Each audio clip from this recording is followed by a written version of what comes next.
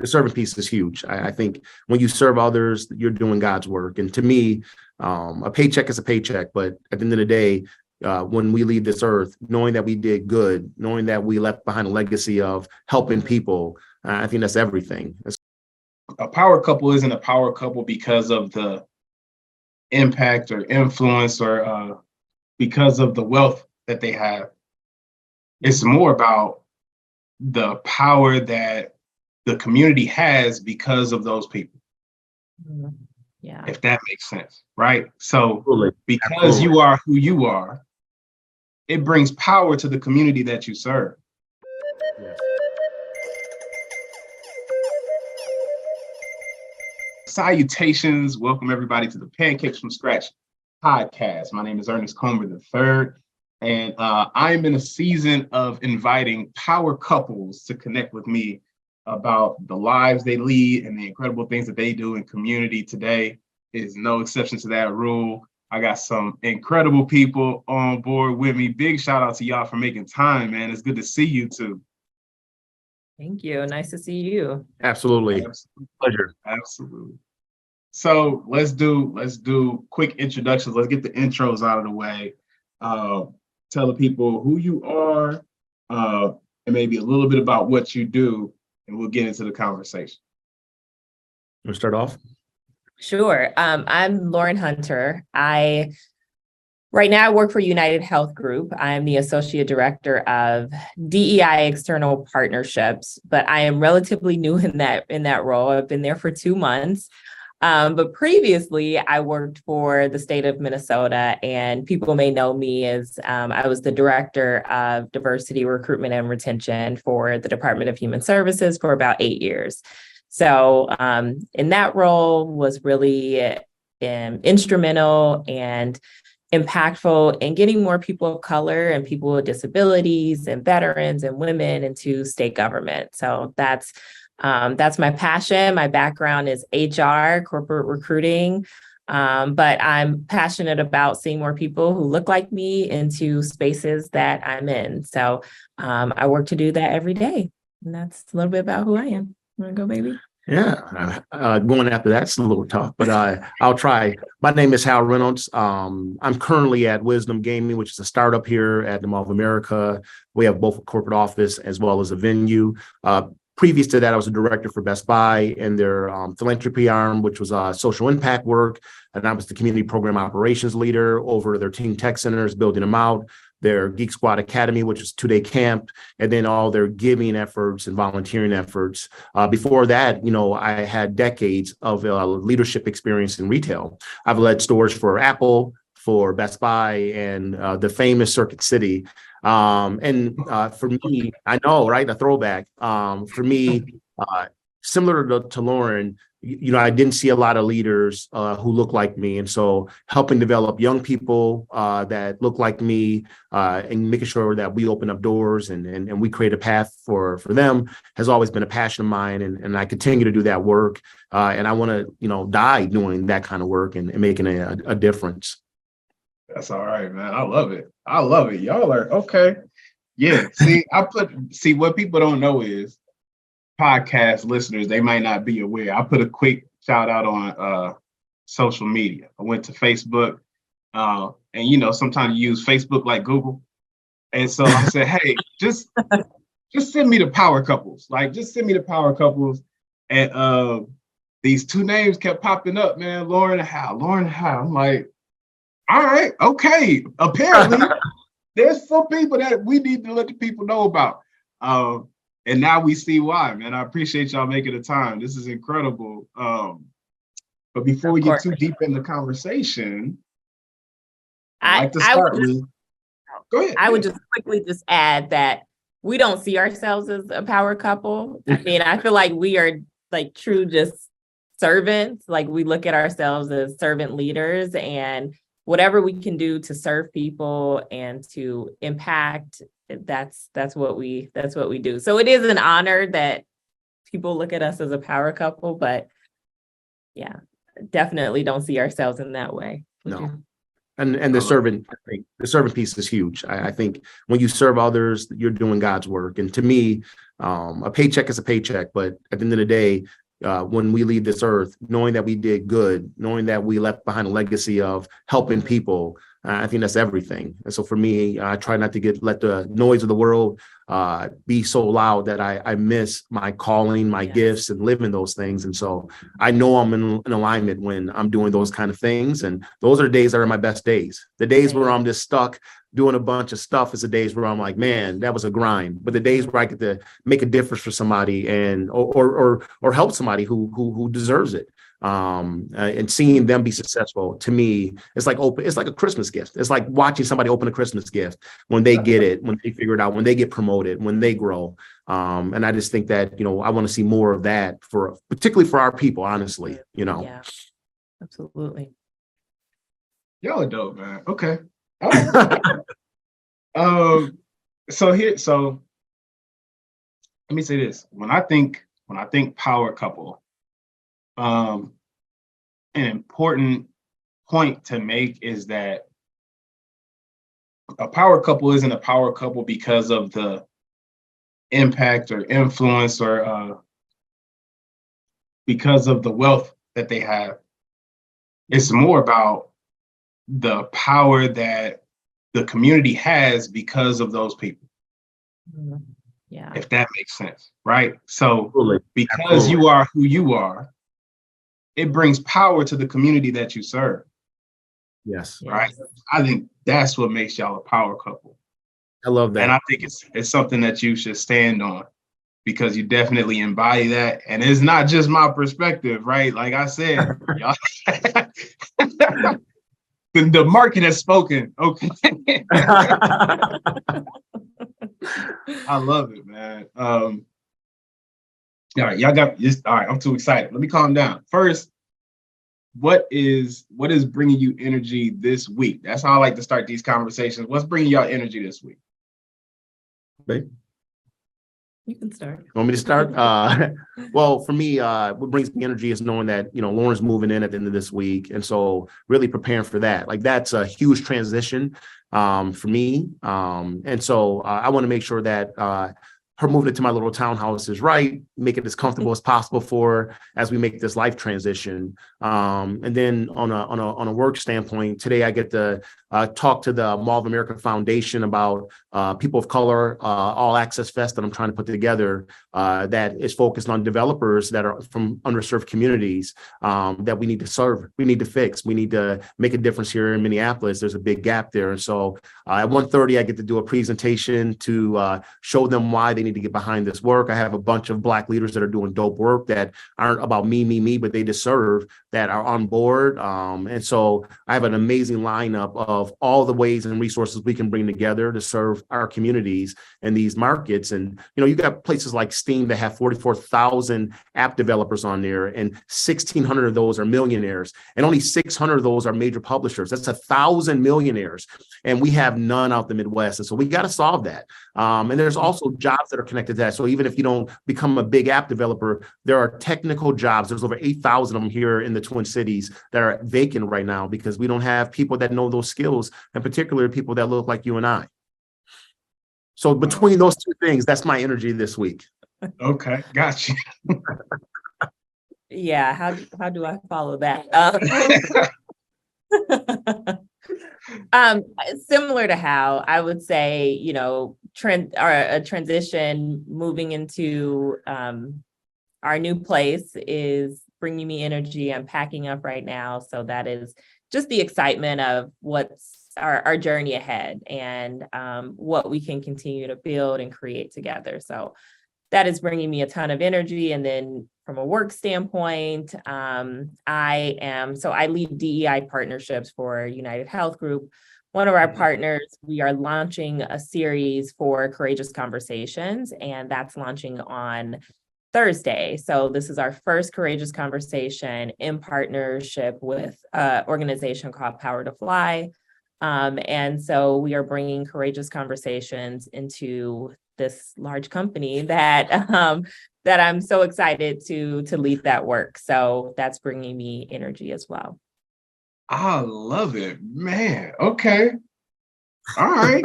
Y'all, oh, listen, y'all got like milestones coming up. My energy, I had one of them little V8 energy drinks this morning. That gave me energy. Okay, that's the level of it's different. It's different levels, is all I'm saying. This is incredible, man. I'm truly, truly excited about what the future holds for you too, because you guys got some incredible things happening in the season for you. So I just lean into it and appreciate it, because I know for me, in our family, life has certainly not always been a crystal stair. And taking the time to really lean into gratitude and appreciating the moments that you have truly, truly make the journey worth living.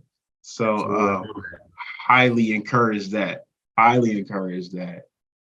When you think about, the experiences that you've had as a couple or even individually, there's a lot of things that you've been working on. Is there a challenge that comes to mind for you that really helped to define or help to shape who you've become over time? Right? Mhm. Like, we go through these things, and like the challenges that we face, not only do they some of those challenges create trauma, some of those challenges really push us into new seasons, but some of those challenges really mold us into the person that we become. Is there one that sticks out in your mind? I have one, unless you want to No, share. go ahead. My number one love language is quality time. My second one is physical touch. And so Lauren lives in St. Paul, close to the Mall of America, actually, and I'm in Maple Grove, Minnesota. And so when we first began dating, Lauren is very busy, and I've never dated a woman that is as successful, driven, ambitious as Lauren. And so trying to get on Lauren's calendar sometimes was a challenge, and that included like her girlfriends and all of this different stuff. And at some point in time, it became kind of a hindrance, where I'm like, listen, I need to see you more often. And then I watched her really work hard to try to solve that for me, almost to her own detriment. I watched her truly, to me, show love in its purest form. And I remember, it got to a point where I was watching her really kind of just struggle to try to be everything for everybody. And I didn't want to be part of that, right? As somebody who, for the first time, has somebody who loves me in a way I've never seen, I'm like, I need to get past me to make sure you're good. And for me, that was a breakthrough. You hear in the Bible, loving your partner like you love your own skin. And when you watch your partner try so hard to make you happy and almost like killing herself to do it, I couldn't stand for it any longer. I couldn't be that reason why she was doing that. And what's crazy about that, Ernest, is after I did that, my quality time actually went up, which is crazy. And what happened is Lauren actually moved things around and created more priorities. And I was that priority. And I didn't have to ask, I didn't have to beg. But I think me showing her how much I appreciated what she was doing, and then being willing to step out of that so that she was good, changed the dynamics of this relationship, in my opinion. And to me, that's where trust is built, is when you watch somebody really give everything they got. And even if it's not enough, you watch that and you say, man, like you can't put a value on that kind of dedication and effort into a relationship, because people always think that love is what we see on TV. Love is work.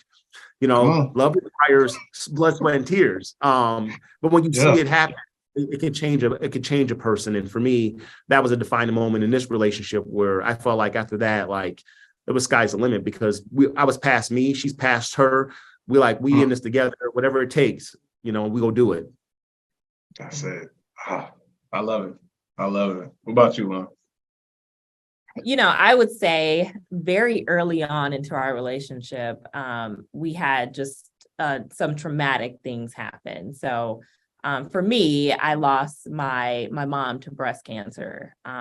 It was pretty early on in our relationship. And so I had never really needed to trust someone that they supported me, that they really could get me through such a traumatic experience. And so I would say that was a huge challenge. It was like our first test of how we handle challenges in our relationship. And Hal was there every step of the way. And he was like, whatever I can do to support.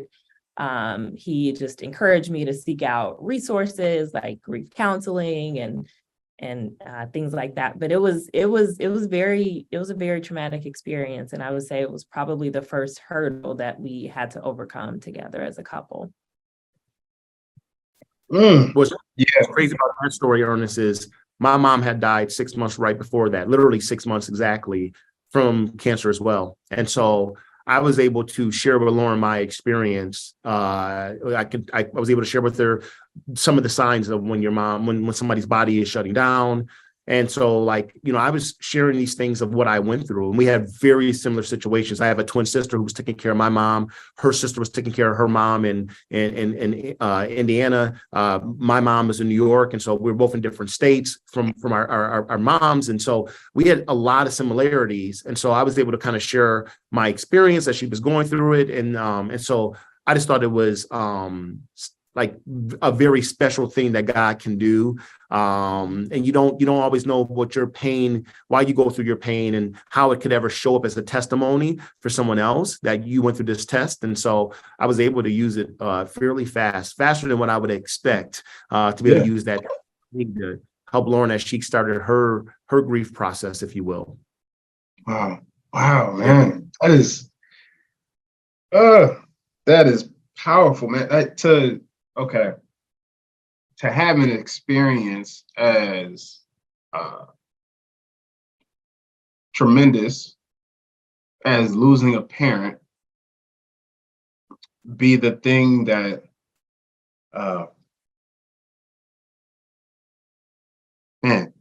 to be something that you two can connect on. That is that's a different level.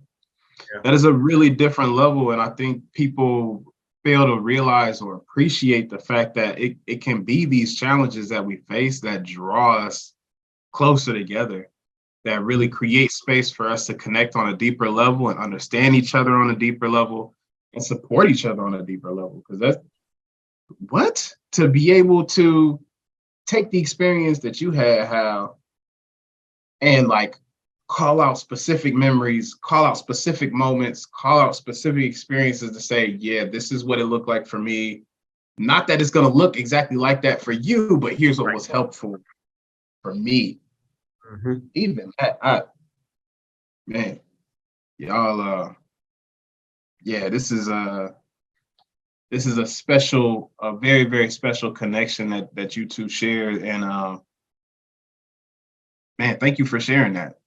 That is that's big. That's really, really heavy. And I appreciate you being willing to just offer that. 'Cause wow. Okay.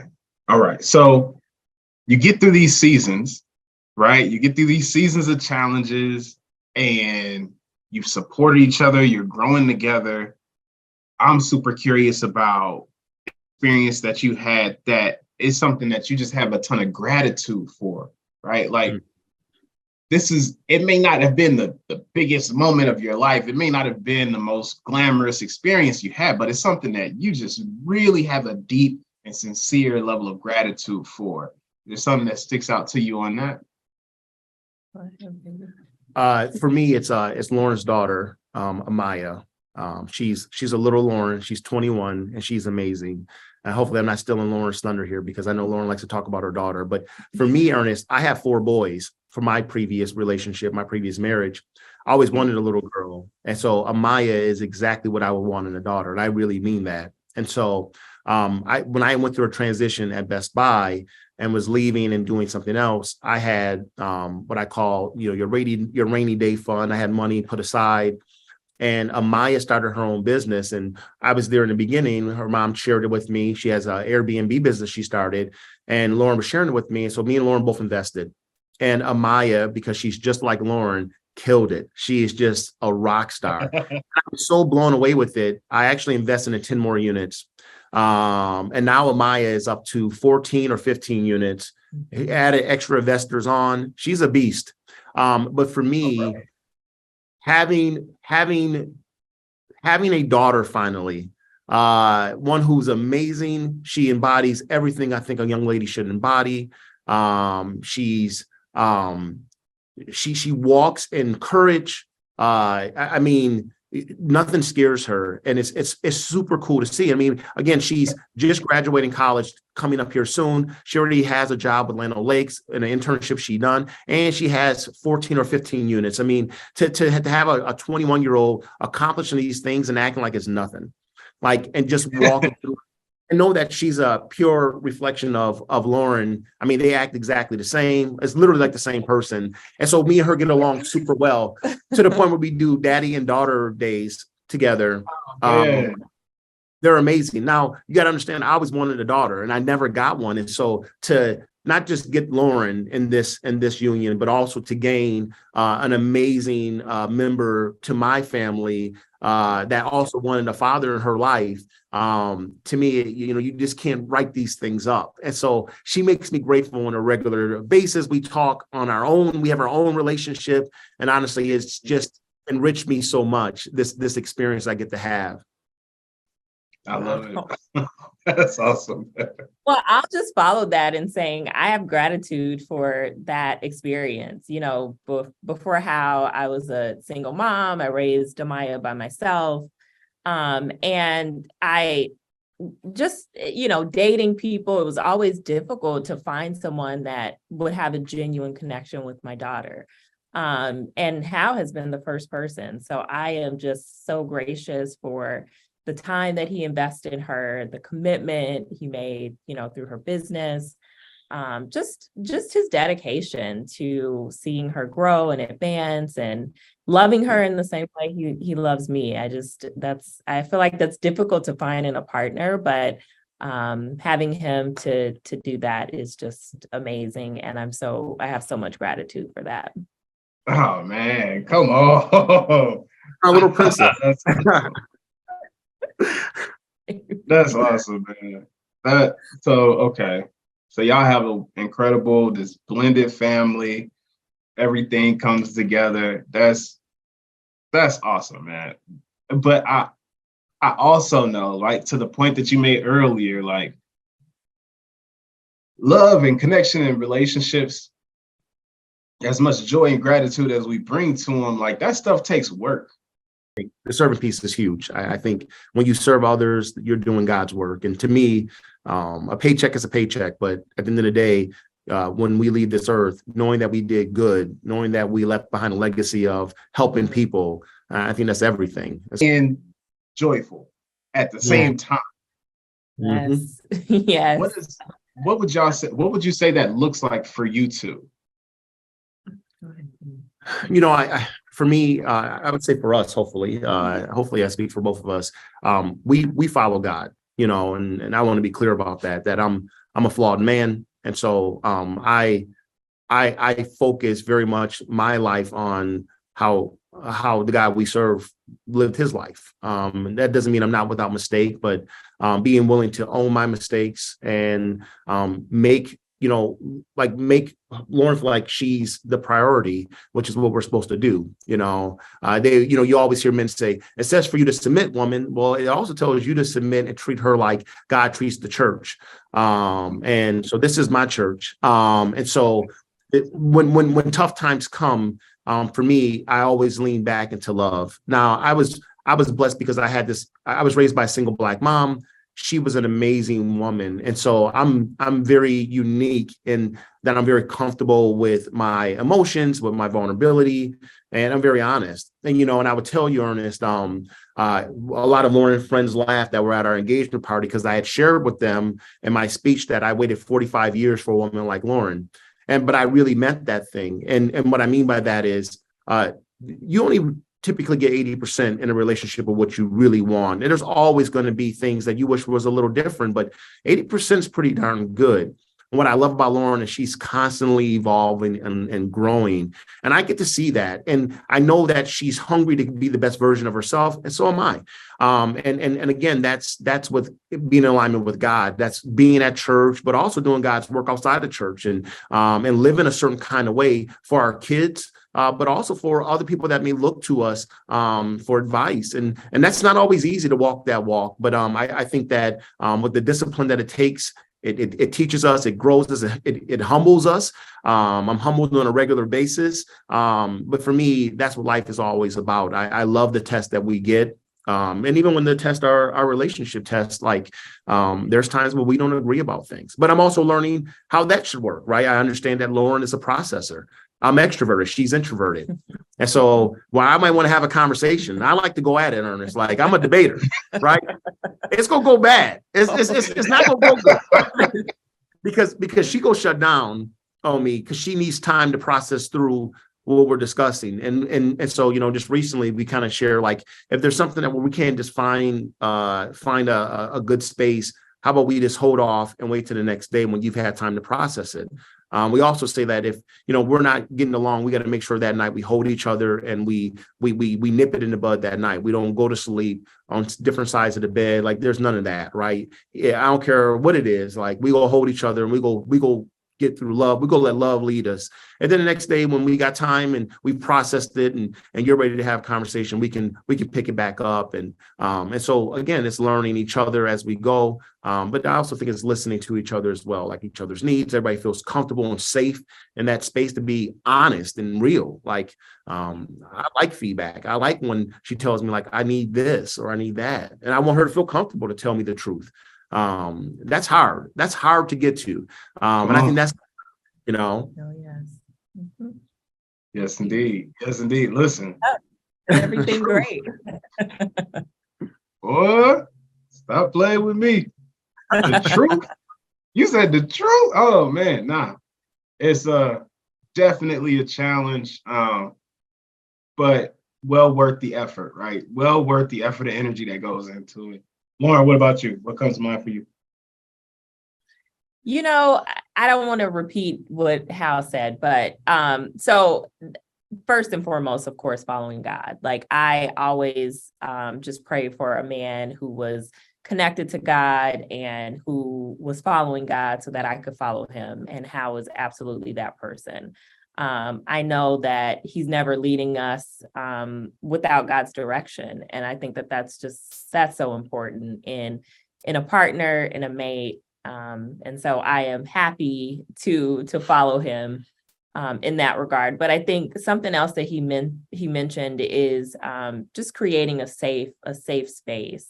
I feel safe to share if something is hurting me, if he made me feel a certain way, but he's created a safe space and a safe environment that, you know, if something arises that just doesn't feel right, I can share it and I know I'm not going to be judged. I'm not going to get backlash. I know he's going to listen and try to change it as much as possible. So I think that's important too, is to create that safe environment and that safe space. Yeah.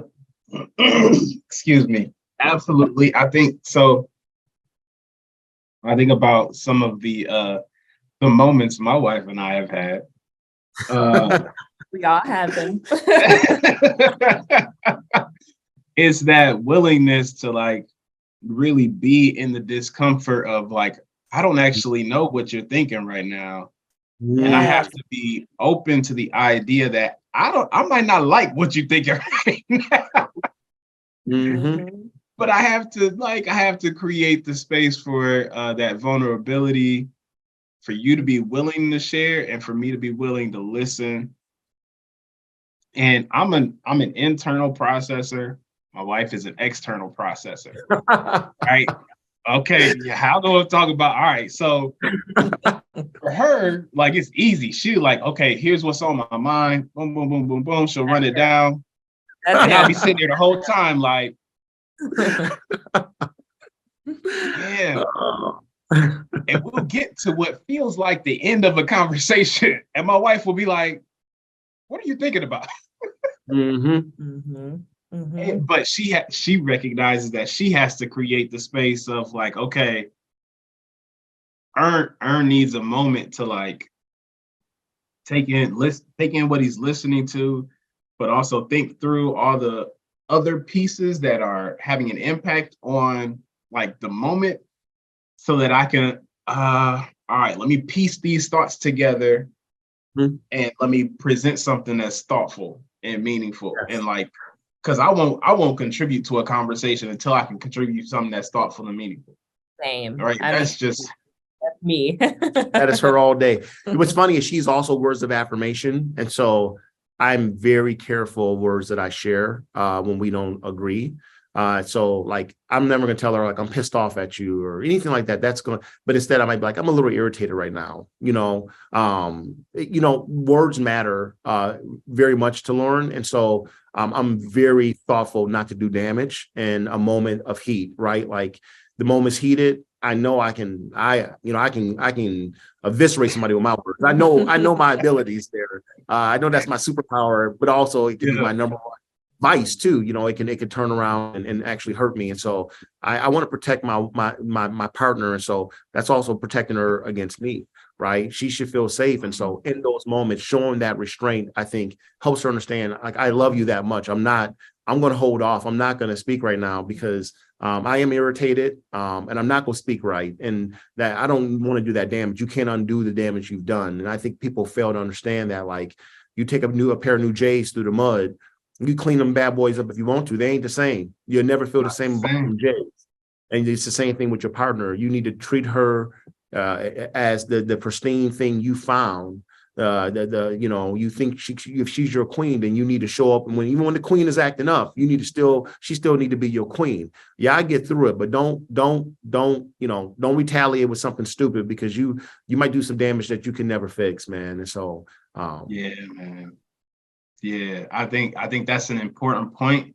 I'll add to that, like, don't pretend that you okay, right? Absolutely. Like, because it can be easy. It's easy to fall in that trap, man. It's easy to be like, it's fine. Never mind. Don't worry about it. It's like, child, listen. If you hurt, if you upset, don't say you're not. Don't say you're not, because the same way that you can create that disruption by sharing the words that are more damaging than you intend, you can create disruption by not sharing your authentic feeling, right? Oh, by not sharing truly who you are and how you feel in that moment. And so if you feel in a way, like, give honor and space to that. Listen, I'm having a moment and give me some time to find the right words, right? Like, I don't have the right words yet, but I need you to know that I'm not okay just yet. Yes. I've coined, let's put a pin in this and then we'll come back to it. Like, Hal knows when I say, let's put a pin in this, that means I need a moment. I need to process this. I need to get my thoughts together, and then we can revisit this conversation. Yeah. That's it. Let me, because it can be easy. It's easy to fall in that trap, man. It's easy to be like, it's fine. Never mind. Don't worry about it.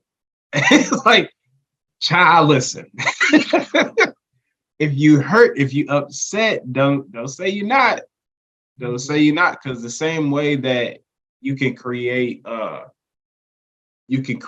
that disruption by sharing the words that are more damaging than you intend, you can create disruption by not sharing your authentic feeling. Because it ain't nothing I did. Right on time. Absolutely. Ernest, our story is one that's crazy because me and Lauren actually met 3 years before we started dating. Four. No, it was 3. Yeah. It was 3. And I met her at a People of Color fair. I was there with Best Buy. She was there with the state. I was at the end of my marriage. The divorce proceedings were going to be starting soon. Lauren was also in a relationship that had come to his end as well, but we were both in situations.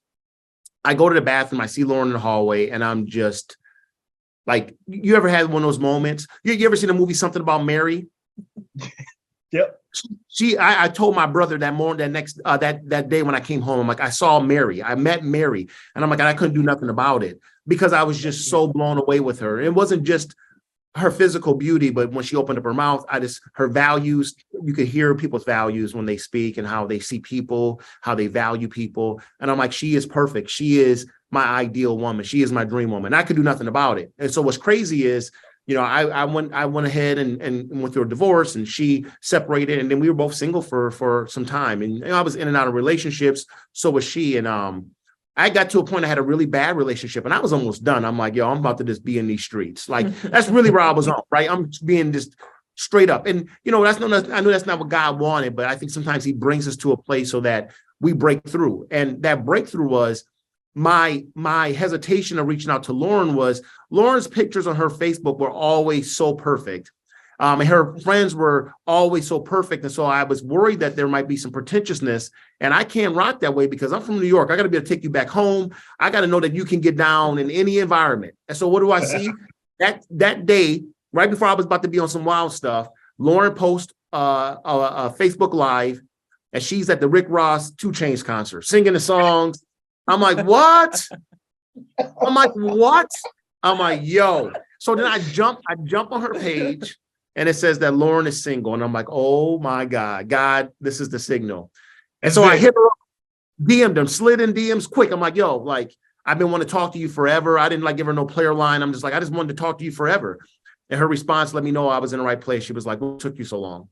And I knew when I met her, but I didn't think that the stars would align where we would actually have the opportunity and we would find the right moment. And I'm happy we didn't do anything before that, because I believe if you want to have something special, you do it right. And so we didn't have to compromise. We didn't have to do no slick stuff. We waited, we grew as individuals, and then we came back together when it was time. And so I do believe our story and us as a couple it's God ordained. And I'm not even trying to be that guy. I really feel that way. I don't feel like it was me. I feel like I prayed. I've been praying. She was praying. We was both in church, and God brought us together. That's it, man. That's it. It's the origin story. I love it. It is. So what's crazy is when you said the People of Color Career Fair, I know that space well, man. I used to recruit. I was up there for Comcast, and I did some other stuff. Yeah, okay. All right. So I might have been there. Might have been there. That's how I'm gonna tell the story anyway. I'm like, I was all over there. Yeah. That's what's up, man. It's always I think, we have these moments that just like a moment of clarity when it comes to making a connection to somebody. Yeah. And I've told, me and my wife talk about the story all the time where when I knew that there was going to be something special. Okay. Mm-hmm. I'm a student at the University of Minnesota. And my wife's cousin is a good friend of mine. He's hanging out at my place. We spend the weekend, we kicking it. And she decides to come by because she's like, yeah, my cousin been over there with Ernest, just like living off of him. And for me, I'm like, no, we just kicking. We chilling. He at my place, we kicking it, whatever. She's like, nah, I'm gonna bring y'all some food. Now, I'm sitting here like, oh, she gonna order some pizza or something. She gonna bring some wings over. It'll be a good. This woman bought some groceries. Ooh. She came in with Cub Foods bags like it wasn't nothing. I said, oh, you want to get married? That's what this is. Clearly. Don't worry, I got you. Absolutely. Yeah. Nah, man. It's different. It's different when you have a moment like that. You just realize, you see it, like God calls it into your mind, like, the moment has arrived. So it's beautiful when that happens, man. So that's real cool. Listen, okay. As we get through time, I want to make sure I get to this before we wrap up. The Pancakes From Scratch podcast. The whole idea behind this thing, or at least a piece of it, is that there's something at the intersection of like food and culture and ambition, right? Like something about how with food, it's not just about, especially for our culture, it's not just about like, oh, this food tastes good, but it's about the whole experience, right? Like it's about the meal prep, it's about how we share the meal together, it's the trash talk over the table, the whole nine.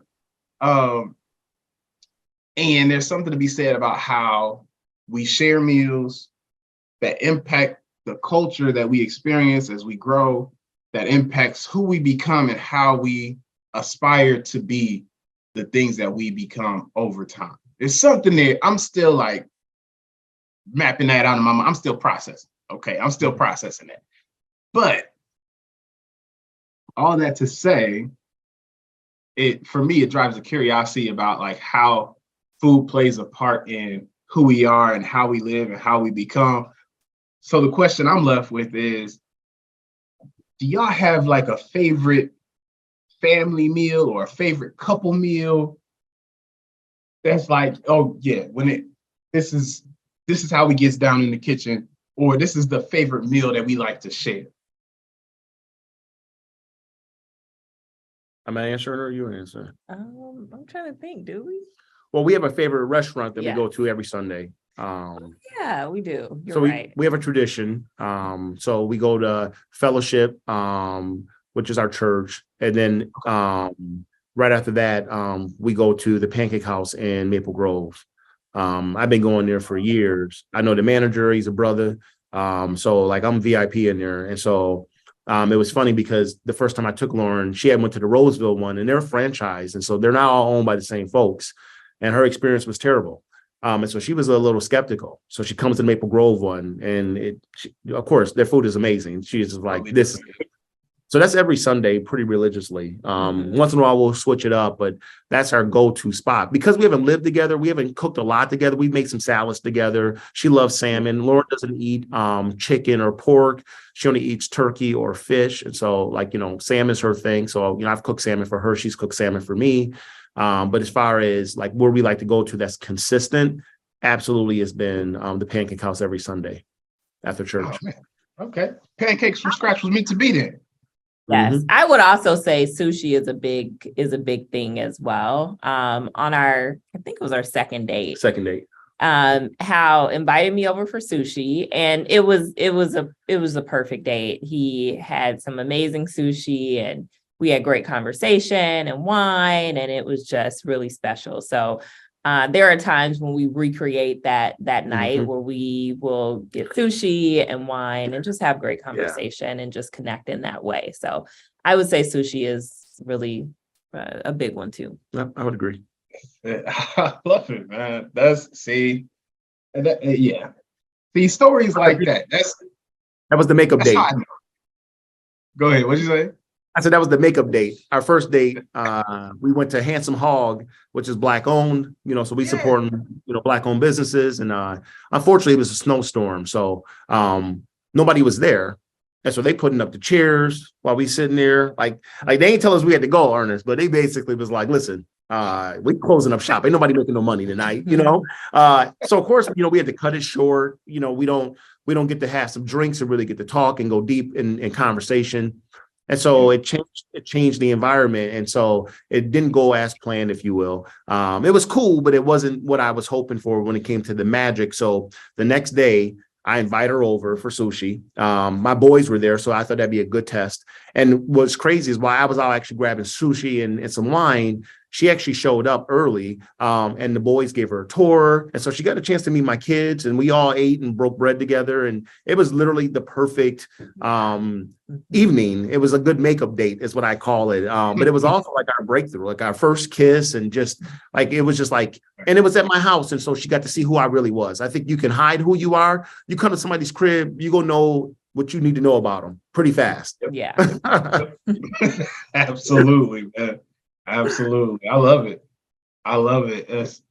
God, it sounds like y'all are really on a good path. I'm just excited for everything the future holds for you two. I'm excited for the impact and influence that you're having on the community that you guys are serving in so many different ways. So I just want to encourage you to keep doing what you're doing, keep sort of living the experience, right? Mhm. And I'm not gonna say like, oh, you've got to be an example to the world around you. Listen, people gonna watch. Okay, know that people gonna watch, but it's not your responsibility to present a perfect picture. Right. Right. I think too many of us try to lean into that. Mhm. Your responsibility is to enjoy that journey and continue to lean into each other. And I just want to encourage you to do that. I'm excited for y'all, man. Keep doing your thing. All right. Thank you. Thank you. This is fun. Thank you. Oh, I really Absolutely. appreciate this opportunity to tell our story too. For sure. For sure. I appreciate y'all jumping in and the whole nine, man, being vulnerable and like, yeah, this was good. This was good. Hopefully folks take a lot from this conversation, man. This was a good time. Yes, it was. It was. All right, listen, y'all take care. I'm sure we'll talk soon. All right. All right. Have a Stay good safe. one. Have a good Bye. one. Yes, indeed.